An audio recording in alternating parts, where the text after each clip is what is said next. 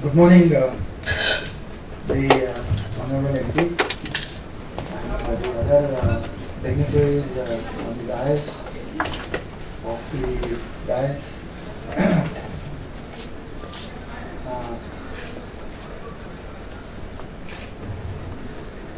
As we all know, engineering and engineering as a discipline is important for any country's growth. What I'll do is maybe come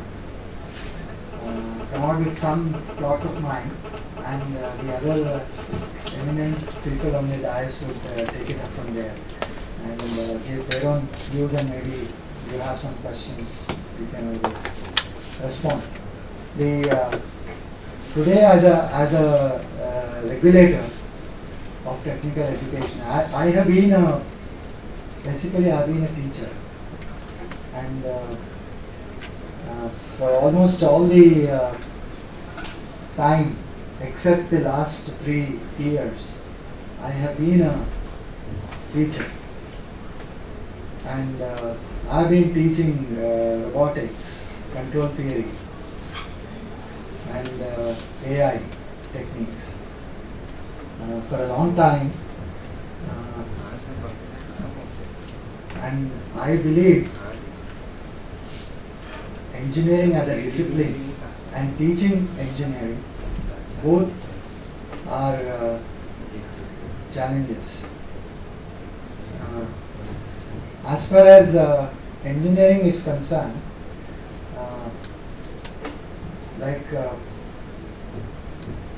it's already said, we have a huge system in place in this country. However, quality certainly is an issue. And as a regulator, in the last 3 years, I have come to realize that you can't be वो जो regulator वो किसी का नहीं होता. I don't belong to even myself. So there is always a problem. If you do something, somebody comes after you. You don't do, someone else comes after you, and so on. So it's a difficult job in the sense of regulation. But having said that, I believe all regulators, whether in technical education or elsewhere, they should probably, it's time they should move out. It's time they moved out from pure regulatory functions to enabling and facilitating approaches. Any regulation would mean that on the other side of the spectrum you will have a rebellion, and that would always bring in conflict. And therefore, unless you regulate with enabling provisions, it never works. As far as we are concerned, we in the last 3 years that I've been here, we've tried to put in e-governance in place. Today, a person who would want to apply for an institution to be set up can sit at home and make an application, and he can even print his letter of approval at home. So that's the amount of computerization we have tried to bring in. The basic difficulty with most of the functions in this country, be it technical education or whether it's 2G or 3G or whatever, it has been transactional. Most of the operations that take place are transactional, and therefore you look at it as a transaction.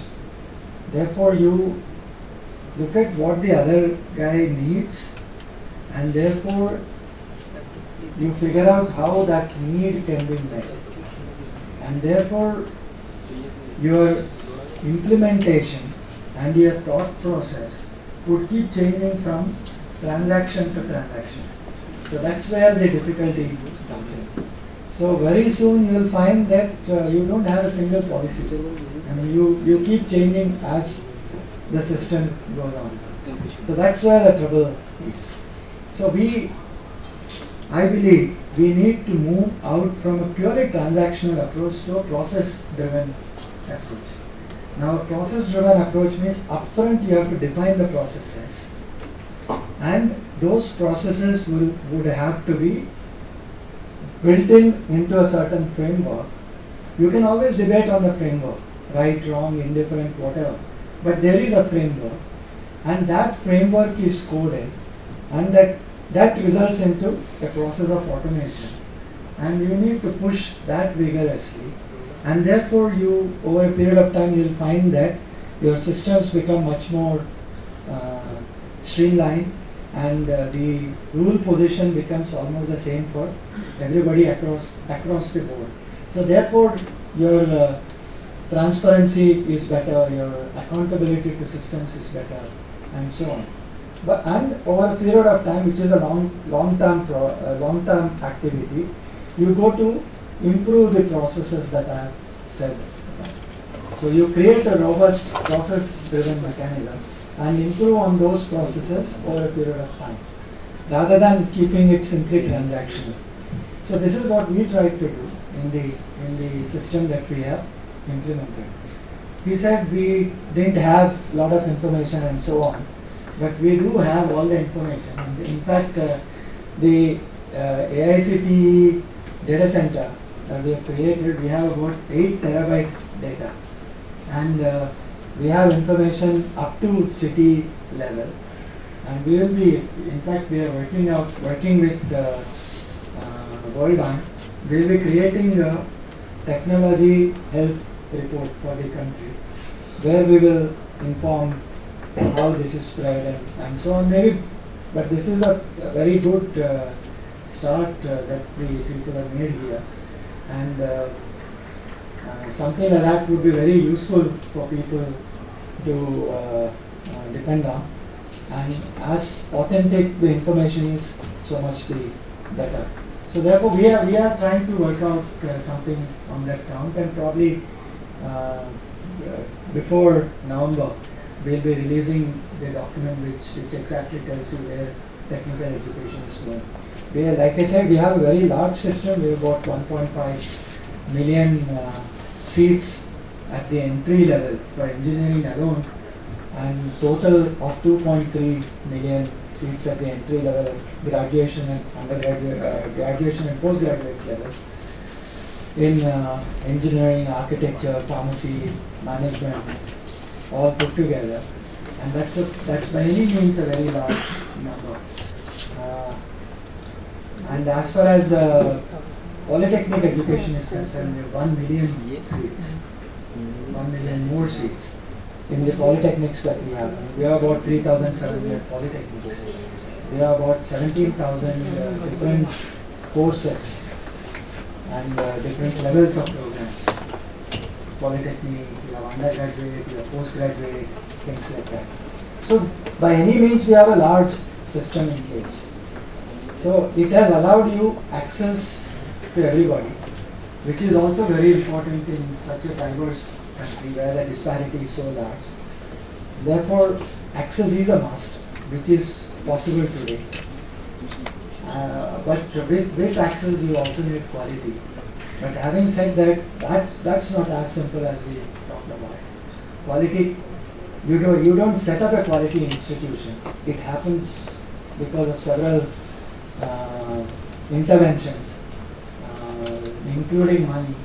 So a lot of money needs to come in from the state government, from the central government, in order to build a real quality institution.